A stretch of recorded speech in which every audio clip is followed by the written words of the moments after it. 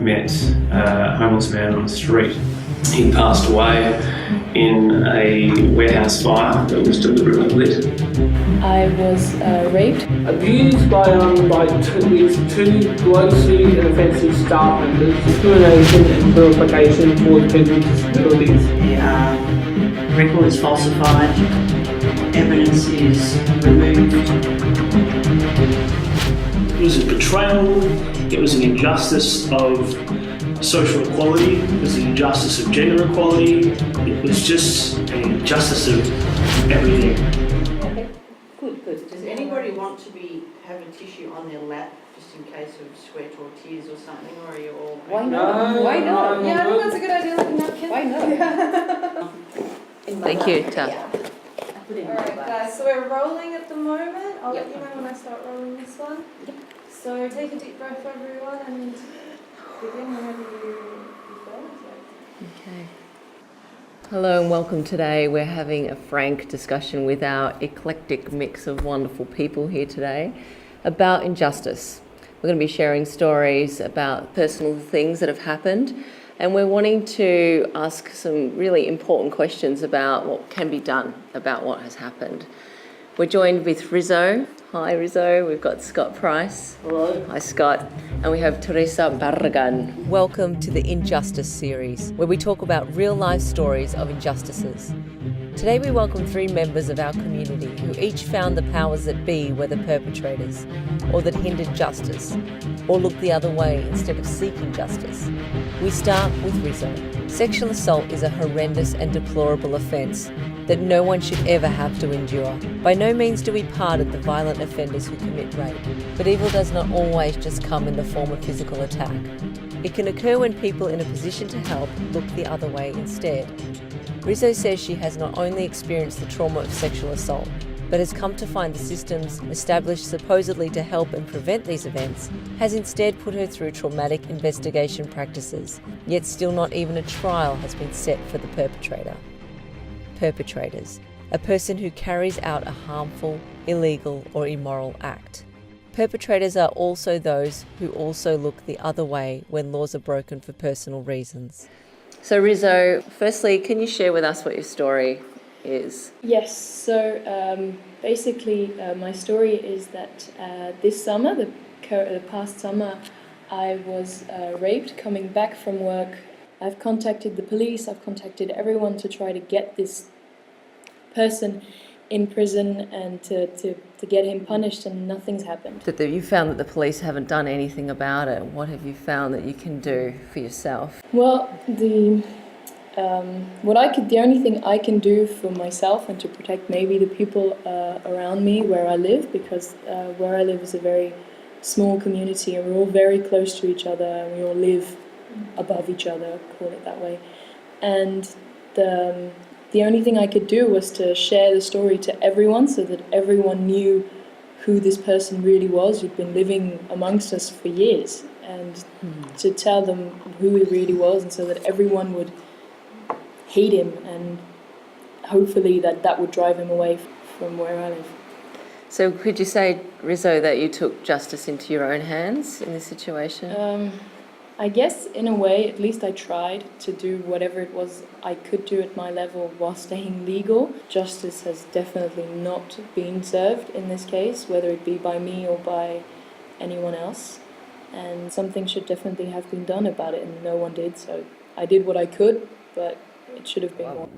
How do you think justice could or should have been served? He should have been taken right at the moment that I said that what he had done. He should have been taken into the police and convicted right there and then. So what would you say is the main injustice of your experience? Well, main injustice would be that the laws that were meant to protect us in this case were not implemented, and that he's still roaming free. And I think it's injustice that we're led to believe that these laws protect us, and everyone says that the police will help us and we're safe, and we're not. Thank you so much, Rizzo, for coming forward with your story. As we know, you're not the only person who's had this experience, and it's so important that we say something. Thank you for coming forward. Sure. And I really do hope that we can seek justice being served for you and for all people out there that have had the same experience. I hope that maybe people will speak out more if they hear other stories, that they say it's okay and it's not, you don't have to be ashamed about saying these things. It happens. Absolutely. Are you okay to talk a little bit more about what you tried to do to get a bit of justice? Because although you referred to going to the police, maybe if you could extend it a bit about, I made a statement, they didn't make any calls, they didn't investigate. Would you be okay with that? Yeah, so basically I went to the police a week after the rape, so the physical evidence had already been erased by then, but I gave in a statement. They took him in for questioning the next day. He denied everything, and that was, at that stage, that was all that was done. He was put into questioning and no further investigation, no nothing. And I had to go to see people myself around the community and listen to their stories about this guy. And I found out that he'd been harassing physically almost half a dozen other girls. And so took that back to the police in the hope that they'd open up the investigation again, which they did. So they came in, they interviewed all the other girls, they gave in their statements, they brought him back for questioning. And so as he was brought back for questioning, they brought me back to the police station as well for questioning. And when I arrived, they said to me that he was there at the police station. They asked me if I would be okay to talk to him or to see him. I think a bit in shock at the moment for the question, so I just said, okay. And I went in there and he was sitting there in the room just normal, as if nothing had ever happened. And apparently what I've been told is the principle of a meeting between the victim and the perpetrator is to basically push them both to the limit and see which one of them is going to give up first. Basically. Neither one of us did give up. So we stick both to our stories, and that's it. They let it go, and they've been contacting me the last few months saying that they were investigating, but from my contacts I've heard that he's now in the area just doing everything he wants. Nothing's done. What more do you feel could be done in this situation from a legal perspective? Well, I think the minimum they could do in this case is at least take him away from me. He lives literally like 500 meters away from my own house. The least they could do is make sure that he cannot get near me. I really feel that he should be put to prison. That's the only justice that could really be served in this case. Could you say, Rizzo, that you, to an extent, have had to take control of how justice can be served for you? Yes, in this case I had to. If I hadn't done anything, no one would know, and he'd probably go on with his list of the half a dozen girls and he'd just carry on doing the same thing. And I was maybe the only one he raped, but I feel pretty certain that he would have done it to someone else. Thank you so much for sharing your story, and I hope that this isn't the end of it, that actually we're going to start to create some real inroads into change here. Yeah, I hope so. It's about time. Do you have anything that you'd like to say to other people who have had the same experience as you? I guess the only thing I can say is don't wait. If you do get raped or harassed or something, just take it to the police it sounds horrific that way, but while the evidence is still on your body, take it to the police and right away, and don't hide it because it's not shameful, it's nothing bad. Something bad has happened to you, but it's not something you have to be ashamed about. And if you speak up, then in the end it will be better. Thank you so much, Rizzo. Sure, okay. Abuse strikes in many forms. Occasionally the organisation or individuals meant to be dedicated to helping you are responsible for the abuse itself. Today Scott shares his own story of caregiver abuse, how he stood up to those who abused him, but had yet to see any legitimate action taken against the perpetrators. Scott, you've got a couple of stories you'd like to share with us today? Yeah, I do. So I actually got abused by these two grossly inoffensive staff members. So they sort of like yelled at me, they pushed me out of it, they called me a few names, stuff such and such here and there. So I basically had to, I think, get out of it. I think I was actually sent to some other house, which thank God for that. But I don't know, I mean, it was just hectic. It was like, just had to get the hell out of there. Just for a bit of context, so you're a professional actor? Yes, I am. I'm with a Geelong theatre company called Back to Back Theatre. Yeah. So did you feel, Scott, that justice was served in that experience? Yes, it was, yeah. It was. Great. What did you do to seek justice through the legal system? Oh, well, I didn't actually go through the legal system because obviously I think, I just said I didn't want to actually press any charges, so that was probably, I just left it there. But I did basically make, I think it was on 2 complaints to the DHS, and I had no response, so that was probably what that was. But yeah, I think what it was, to be honest, so the woman who obviously abused me for some reason came through. And obviously, I think it was her house. I think for that reason, she was still working at the time, and all that sort of happened. She came to our new house, and I just actually was in my room. And I just said, "Oh, get out now!" And this is So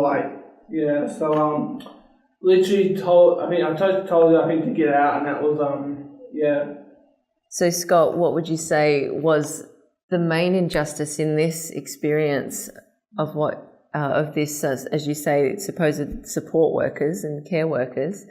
What's been the main injustice of this experience for you? So I think for me, if you speak up, I can go ahead. But I think, it literally is, and look, I'm not sure if it's just me, but it's probably just happening around Australia. But it's just don't do it. Don't do it. Sure. Thank you so much, Scott, for sharing your stories. Anytime. Yeah.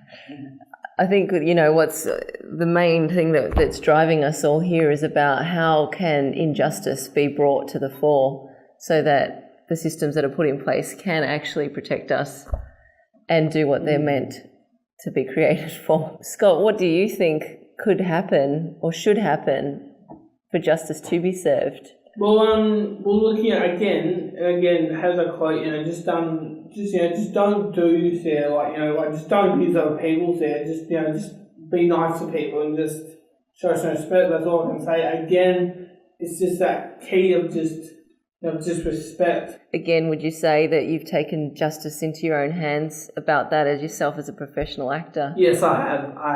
Yes. I think I've changed people's perceptions on people with disabilities and other sort of human beings. Fantastic. Keep going, Scott. You're doing good work. Thanks.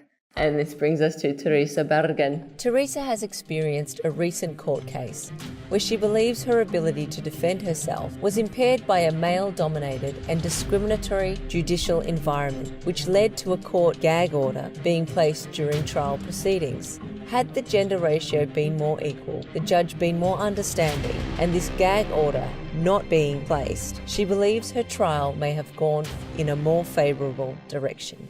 I'm very much aware of that there are injustice.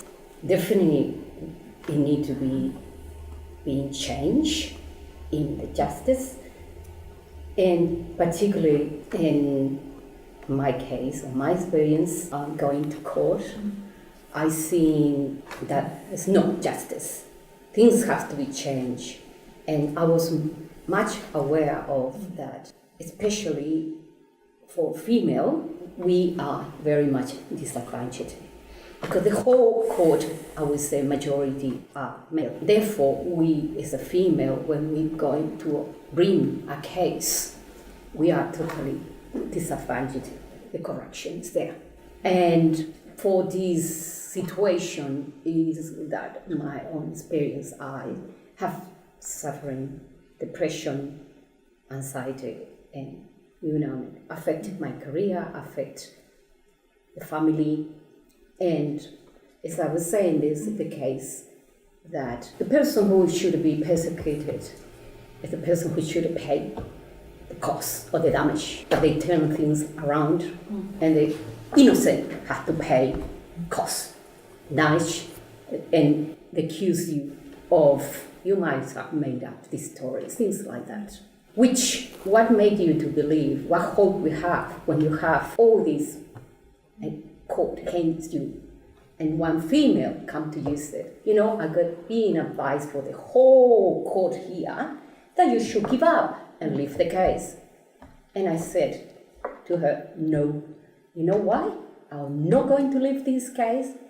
I have moral, I have principle, and I brought up a good family, and I will fight to the last. What happened? This case was dismissed, and unfortunately I cannot tell the whole story because they forced me to sign document where I not have to tell what had happened or who is the guilty or the perpetrator. So what it leaves us is a female, carry with us the trauma, carry with us no hope for the justice. I mean, what is representing this is like, definitely we need to do some change here. And unfortunately, we not allowed to speak up. And that's why I'm very grateful that today we have the opportunity to say at least, listen, can you sleep at night? Listen, do you have any moral there? Listen, we're here for justice. We're here to fight for our principle, morals. And yes, Rosie here, sorry, pronounce right? Rizzo. Rizzo, sorry. Sorry. Yes, it's a very clear case. She went to find justice. What had they done to her? Give it back. And I saw that in court. I saw how they give it back, how they not searching a document, they not bring up the case clearly. They don't care to talk with all the witnesses. In my case, I have real, genuine witnesses that being seen, being present, they have written the statement where leaving us homeless because of this, leaving us financially destroyed, traumatized. Can they sleep at night? Can they go? How they conscious? And that's what I'm here to say. Listen, you there. If you have any principle, any moral, you can do the right. You have the authority to make things change. We need to be heard. Allow us to tell the truth. I'm living with fear every single day because I'm not allowed to tell the whole world what will happen. Because that's the one from me, to be terrified, scared to go the day tomorrow to the media and say, listen what they done to me. Because if I said the truth, I will be in jail. Because how they destroy our life. So Theresa, could you say that in this circumstance or with this court case that justice has in effect silenced you? Yeah, the criminal went free and I had to pay for everybody was involved in the case, protecting the criminal. And he went free and they left me with all the bills.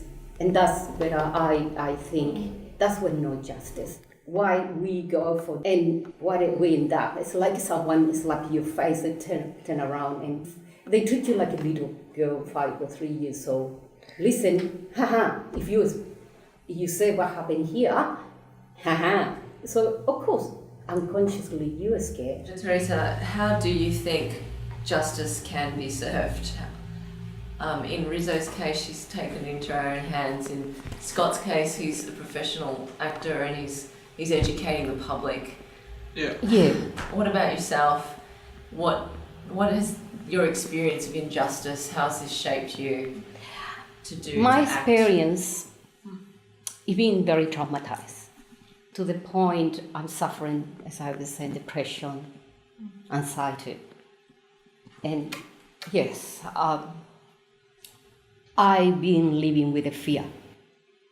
I've been not able to speak up, to do something about it. For me, and I found that we are in the same boat because we are frustrated. We are powerless.